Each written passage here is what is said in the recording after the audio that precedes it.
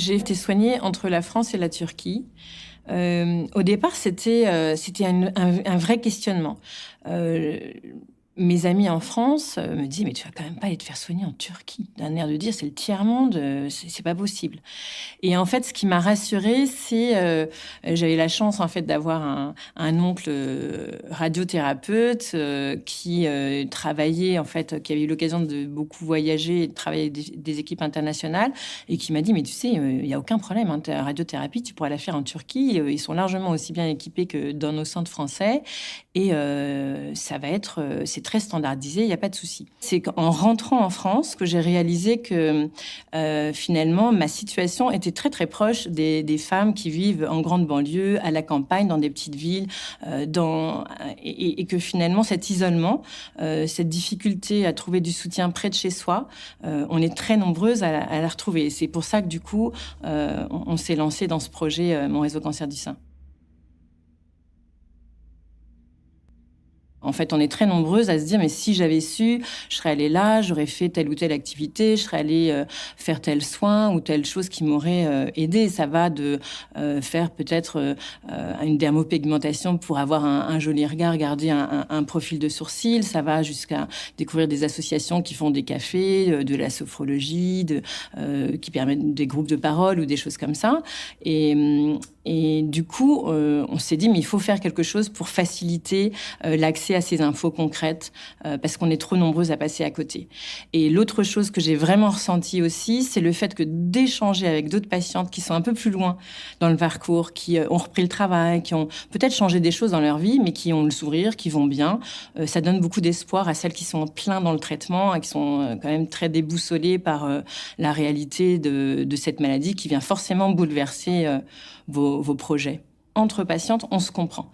On n'a pas besoin d'expliquer qu'on a un cancer du sein, on a toutes un cancer du sein et on peut parler de tout sans tabou, de ses peurs, de ses questions par rapport au travail, aux enfants, aux conjoints, à comment gérer la fatigue, certains effets secondaires, certains moments où on se déteste, d'autres moments où on est douce avec soi-même. On est parfois très dur en fait, hein.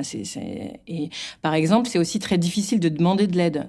On est souvent en plein dans l'action de sa vie et généralement on fait face à plein de choses et tout d'un coup on se sent un peu désemparé et on n'a pas forcément l'habitude de demander pour soi-même de l'aide et ça de pouvoir échanger avec d'autres qui ont mis en place, qui ont dit mais si tu peux voilà faire une pause, demander à être soutenu pour telle ou telle chose, ça peut vraiment être utile.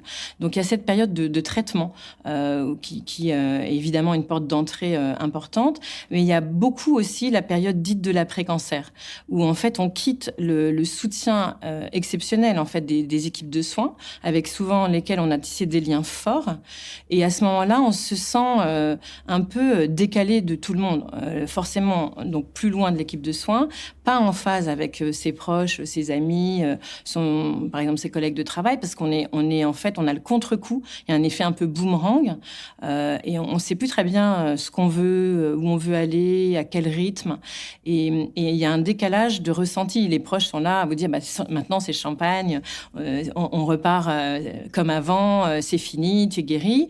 Et en fait, là, on réalise qu'on a 3 cheveux sur le caillou, des cicatrices, plus de sein ou un bout de sein.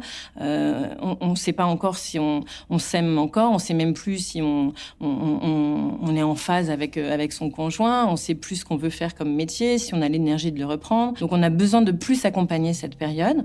Et donc, ça commence à se faire avec des programmes, par exemple, d'activité physique ou d'accompagnement dans tout ce qui est diététique, nutrition. Où on va parler de tout le bénéfice à, par exemple, bouger, à se mettre à de l'activité physique, même si on se sent fatigué. C'est très facile à dire, c'est extrêmement difficile à mettre en œuvre. C'est compliqué de trouver ce déclic de dire je vais me lever de mon canapé et je vais y aller à ce fameux cours d'activité ou à cette marche nordique ou à ce qigong ou autre activité qu'on ne connaît pas du tout pour la plupart avant d'être passé par la maladie. Sur mon réseau cancer du sein, on a un peu plus de 5 500 personnes qui se sont inscrites à ce jour, donc qui utilisent le réseau. Donc très, très majoritairement, pratiquement 90%, ce sont des patientes qui sont inscrites. On peut s'inscrire également en tant que proche. L'idée, c'était à ce moment-là de pouvoir accompagner, je dirais, un compagnon ou les enfants d'une patiente plus âgée ou une amie à accompagner la personne malade. Donc les aider, quel que soit l'endroit où ils habitent, là aussi, à trouver des infos ou des adresses utiles pour la patiente. Parce que les proches sont souvent désemparés aussi par la maladie et il faut les aider à nous aider. C'est en réfléchissant aux besoins qu'on avait dans notre quotidien qu'on s'est dit, mais en fait, ce qu'il faut faire, c'est un réseau social dédié qui permette de garder, pour certaines, si les personnes le souhaitent, complètement leur anonymat. On navigue sous un pseudo. C'est séparé des autres réseaux sociaux parce que pour les personnes, par exemple, qui travaillent, elles n'ont pas du tout envie que de tâcher, entre guillemets, leurs cyberactivités de la maladie. Donc, pour beaucoup de femmes, c'est très important de pouvoir mettre leur maladie quelque part sans que ça vienne, j'allais dire, interférer avec leurs autres activités sociales et professionnelles. Et puis donc, ça permet un échange virtuel et parfois, ça permet aussi donc de se retrouver à des événements, de se rencontrer, de faire des cafés, de tisser des liens spécifiques puisqu'on peut échanger, je dirais, dans la communauté, mais aussi par sous-groupe selon des thématiques ou des problématiques particulières et également en message privé. Voilà, et donc au-delà du côté social du réseau social, il y a donc toute une série de dossiers d'information et un annuaire et un calendrier des événements dédiés aux patientes. À peu près 2 ans après le lancement donc de mon réseau cancer du sein en 2014, on a lancé donc en octobre 2016 l'application mobile du site. Et en fait, ça a été déjà une première révolution dans l'usage de ce réseau social parce qu'on a gagné en proximité de façon considérable. C'est-à-dire que l'appli a permis d'être avec la patiente dans sa poche quand elle veut. Ça peut être pendant une période d'hospitalisation, pendant une chimio, mais c'est aussi beaucoup les premières vacances, la cure thermale, j'ai un joli moment partagé en famille ou avec des amis. Donc, ce côté réseau social s'est beaucoup développé, le côté proximité, échange de photos, de bonnes nouvelles, enfin, beaucoup d'encouragement. L'application est devenue vraiment le premier vecteur d'utilisation du réseau social. En 2017, on a rencontré une start-up qui lançait donc le premier compagnon virtuel dans le cancer, Vic, et on a donc apporté notre expérience, notre expertise et nos besoins patients à travers des focus group et des tests donc d'utilisatrices du réseau du petit compagnon qui s'appelle Vixin. Et l'intérêt de ce projet-là, c'est il répond à des besoins différents du réseau social. Là, je ne vais pas échanger avec d'autres patientes, je vais poser mes questions à une intelligence artificielle, à un compagnon virtuel. Donc, c'est un système de conversation. J'ai pas besoin de créer de compte. C'est juste un ami de plus sur Facebook Messenger. Et c'est factuel. Donc finalement, ça peut être aussi des périodes, par exemple au début du diagnostic. J'ai pas forcément au début envie de parler avec d'autres patientes. Il y a souvent un temps un peu de digestion du diagnostic. Mais par contre, j'ai besoin d'informations. Et il y a une autre période dans l'étape de vie des patientes où il a semblé que le réseau social répondait pas à toutes les attentes, c'est la maladie métastatique. Là, en fait, j'ai une maladie à vie, chronique, et donc il va falloir qu'elle prenne une place non pas importante parce que je me mets entre parenthèses pour me soigner avec mon équipe médicale pendant 1 ou 2 ans. Là, je vais devoir faire à ce cancer la plus petite place possible et le plus longtemps possible, évidemment. Et donc, le petit compagnon virtuel, là, il peut répondre à tout ce qui va être rappel de prise, information sur qu'est-ce que c'est qu'une cimentoplastie, retrouver comment prendre ses médicaments, donc, il y a beaucoup de choses très pratiques et ça permet donc là aussi de soutenir les personnes, même si elles veulent que leur maladie soit un petit peu au rencard.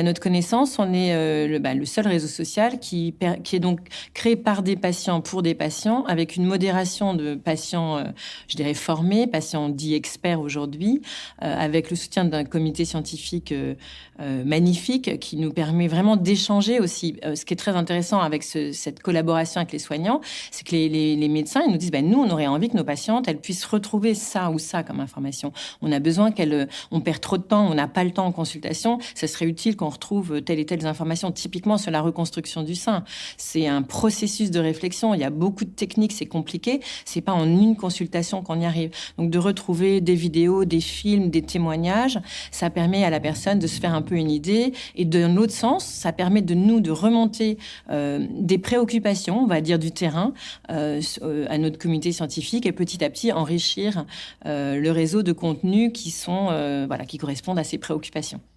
Et donc, effectivement, d'être dans un dialogue, d'être à l'interface, et ça, c'est passionnant, d'avoir la chance de pouvoir communiquer et de travailler avec tout le monde. Et ça, je crois que c'est une des raisons pour lesquelles on a choisi d'être une association de patients et proches, c'est que ça nous permet d'être au plus près des patients, mais aussi de pouvoir échanger avec les soignants et les professionnels. En se développant, en travaillant avec différentes structures de soins, d'autres associations, etc., on est amené à finalement rentrer, je dirais, dans le jeu de la démocratie sanitaire, à devoir s'impliquer, participer, parce que, par exemple, on donne la parole. Plus de la moitié des patientes sur notre réseau habitent en région. On les entend jamais, ces femmes. Donc là, par exemple, d'avoir des enquêtes qui donnent la parole aussi à des personnes qui habitent dans des endroits beaucoup plus isolés, qui sont pas forcément dans des grands centres spécialisés, c'est utile. Donc du coup, ça nous fait avancer. On fait partie des associations qui se sont bougées pour lancer la Journée nationale du cancer du sein métastatique en disant, en fait, c'est pas normal qu'on ne sache pas combien il y a de femmes concernées par la maladie métastatique qui vivent avec cette maladie. On nous donne les chiffres de nouveaux cas et le nombre de décès. Et on ne sait pas véritablement s'il y a 50, 60, 80 000 femmes qui vivent avec un cancer du sein métastatique aujourd'hui. Et on a besoin de mieux les écouter parce que leurs parcours de soins sont très différents. Généralement, elles ont des thérapies orales pour la plupart d'entre elles pendant longtemps. Elles vivent du coup avec ces traitements ambulatoires, loin de leur centre de soins. Elles sont très seules. Elles ont des besoins, je dirais, sociaux, professionnels particuliers. Bref, il y a vraiment à militer. On commence à rentrer dans le débat et à rencontrer quelques députés, peut-être à participer à une réflexion. Mais notre idée, c'est vraiment plutôt de se faire écho du quotidien des patients et de participer avec les autres qui ont déjà des réseaux. Certainement pas de faire tout seul, ça n'a pas de sens.